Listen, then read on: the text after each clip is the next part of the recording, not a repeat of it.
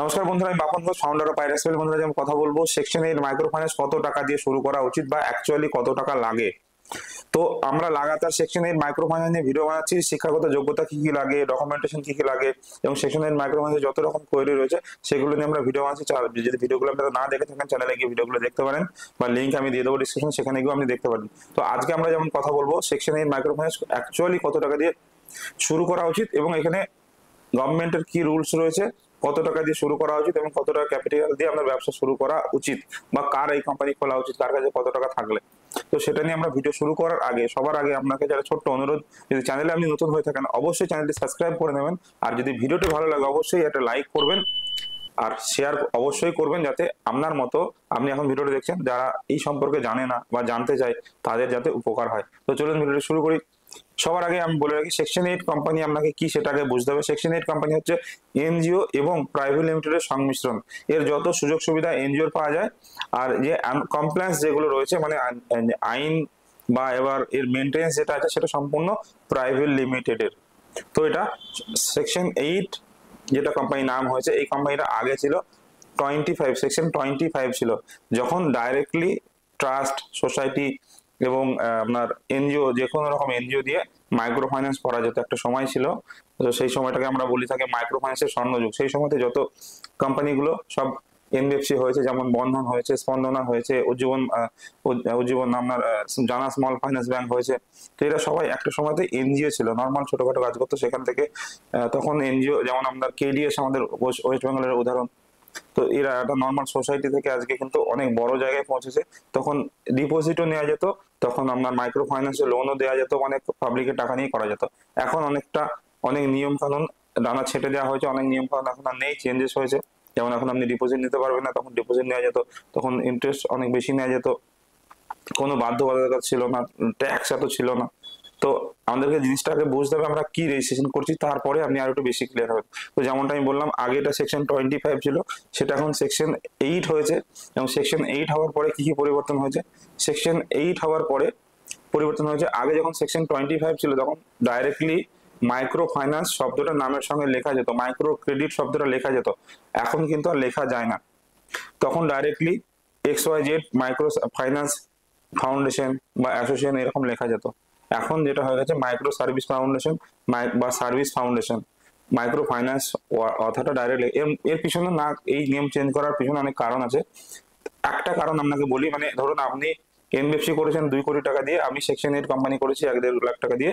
এবার আপনার কোম্পানি তো মাইক্রো ফাইন্যান্স, আমার কোম্পানি তো মাইক্রো ফাইন্যান্স। তো সাধারণ মানুষ যাতে দেখে বুঝতে পারে, নামটা দেখে বুঝতে পারে যে কে কোম্পানি কোন ক্যাটাগরিতে রয়েছে, সেটার জন্য সেকেন্ড সেকশন 25 থেকে সেকশন 8 এর কারণ হচ্ছে ট্যাক্সেস। অনেক কোম্পানি ছিল যারা মার্কেটে কাজ তো করতো কিন্তু সরকারকে কোনো রকম ট্যাক্স দিত না।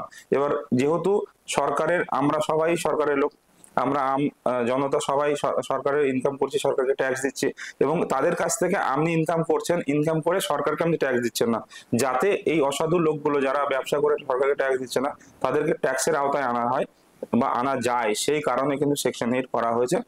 এবং সেকশন 8 আপনার দুটোই রয়েছে, ট্যাক্সেবল এবং নন ট্যাক্সেবল। আপনি যদি 12 বা 18 ইঞ্চি নিয়ে কাজ করেন সেক্ষেত্রে আপনি ট্যাক্স ছাড় পাবেন, যদি সঠিক পদ্ধতিতে কাজ করেন। আপনি আবার চাইলে সেকশন 8 কোম্পানি করেই ট্যাক্সও দিতে পারেন। তো এটা হচ্ছে কারণ। সেকেন্ড যেটা মেন কারণ, সেটা হচ্ছে যে আপনার ডাইরেক্টলি আগে কনভার্ট হওয়া যেত, এখন কিন্তু সেটা আর করা যায় না। এখন আপনি সেকশন 8 কোম্পানি করে নির্দিষ্ট একটা ক্যাপিটালের পরে গিয়ে আপনাকে সেটাকে রেজিস্ট্রেশন করাতে হবে, বা আপনার ক্যাপিটালটাকে দেখিয়ে আপনাকে এনবিএফসি নতুন করে রেজিস্ট্রেশন করতে হবে। নতুন সেকশন 8 কোম্পানি এখন যেমন হচ্ছে তেমন এনবিএফসি হচ্ছে। তো এনবিএফসি করতে গেলে এখন 5 কোটি টাকা দিয়ে শুরু করতে হবে। তো অনেকের কোশ্চেন থাকে, স্যার আমাকে কি 5 কোটি টাকা দিয়ে সেকশন 8 শুরু করতে হবে?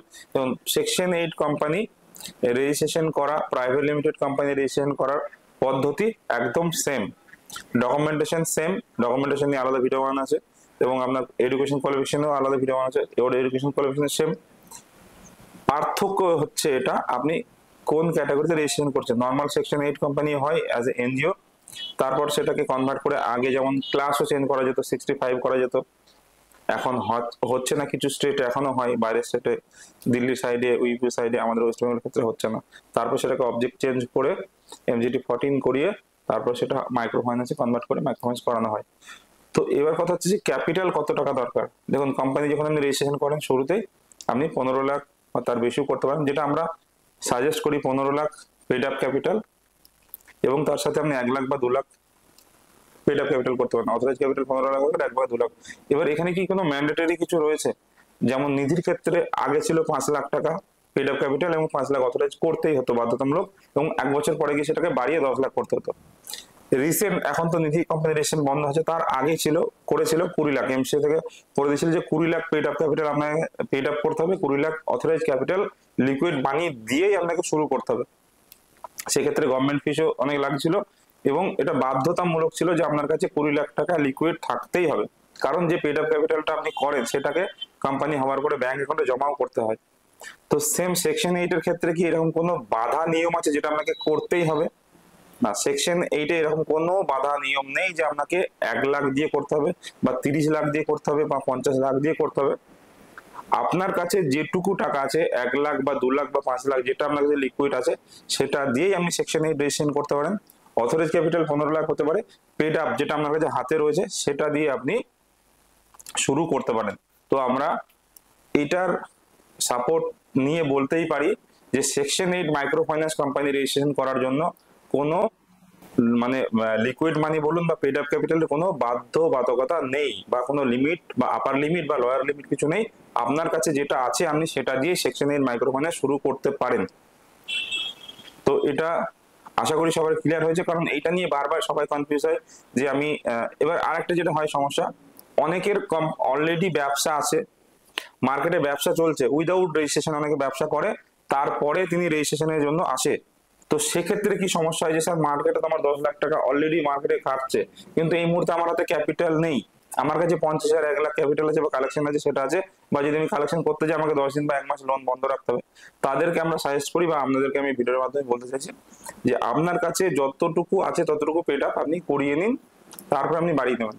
এবার আমরা যখন রেজিস্ট্রেশন করার সময় সবাইকে বলি যে 15 লাখ পেড আপ আর 15 লাখ অথরাইজ যদি আপনি একবারে পারেন করি না, কারণ এখন যদি আপনি 1 লাখ পেড আপ করলেন রেজিস্ট্রেশন করার সময়, সাপোজ করুন আবার আপনার ধরুন 2 মাস পরে গিয়ে আপনার ক্যাপিটাল বাড়াতে হচ্ছে, যেহেতু আপনার লোন বেড়ে গেছে, তখন কিন্তু আপনার বাড়াতে গেলে আবার টাকা লাগবে একটা XYZ। তো যদি পারেন শুরুতেই আপনি করিয়ে নেন, যদি না থাকে কোনো সমস্যা নেই, আপনাকে যেটা আছে সেটা দিয়ে শুরু করেন। তো এইটুকু আপনার ক্লিয়ার যে আপনার পেড আপ ক্যাপিটাল আর অথরাইজ ক্যাপিটাল মিনিমাম কত টাকা লাগে এবং কত টাকা দিয়ে শুরু করা। এবার কথা হচ্ছে অনেকে জিজ্ঞাসা করে যে স্যার কত টাকা দিয়ে শুরু করা যেত, এটা তো গেল নিয়মের কথা। এবার অ্যাকচুয়ালি যদি কেউ একটা মাইক্রো ফাইন্যান্স শুরু করে, কোনো লোক কোনো বা ব্যক্তি একজন সিঙ্গেল ব্যক্তি যদি মাইক্রো ফাইন্যান্স শুরু করে, তার কত টাকা নিয়ে শুরু করা উচিত? অবশ্যই মিনিমাম 5 লাখের উপরে যদি থাকে তবেই মাইক্রো ফাইন্যান্স শুরু করুন। যদি আপনি ফুল টাইম করেন 5 থেকে 10 লাখ টাকা, যদি পার্ট টাইম করেন যে আমি কোনো চাকরি করছি শুধু শনিবার আর রবিবারটা টাইম দিচ্ছি, বা আমি অন্য কোনো ফাইন্যান্সে কাজ করি আমি শুধু শনিবার রবিবার টাইম দিচ্ছি, তাহলে আপনি 1 লাখ 2 লাখ 3 লাখ যা আছে সেটা দিয়ে শুরু করুন। বাট অ্যাজ এ প্রফেশনালি আপনি শুধুমাত্র এটা দিয়েই সংসার চালাবেন যদি প্ল্যানিং করেন, বা এটা নিয়ে আপনি আপনার জীবন বাহ করবেন, প্লাস তার সাথে সাথে ব্যবসা গ্রো করবেন, তাহলে মিনিমাম 5 থেকে 10 লাখ টাকা অবশ্যই থাকা উচিত। যদি 10 লাখ টাকা তুমি ব্যবসা শুরু করেন, ব্যবসা চলবে, তার সাথে সাথে আপনি আপনার দিনের রুজি রোজগার বা অন্য কোম্পানিতে কাজ করে যে টাকাটা ইনকাম করছিলেন, সঠিক পদ্ধতি এবং গাইডলাইন মেনে যদি আপনি কাজ করেন, সেই টাকাটা আপনি 100% ইনকাম করতে পারবেন, সেটার আমরা গ্যারেন্টি দিই।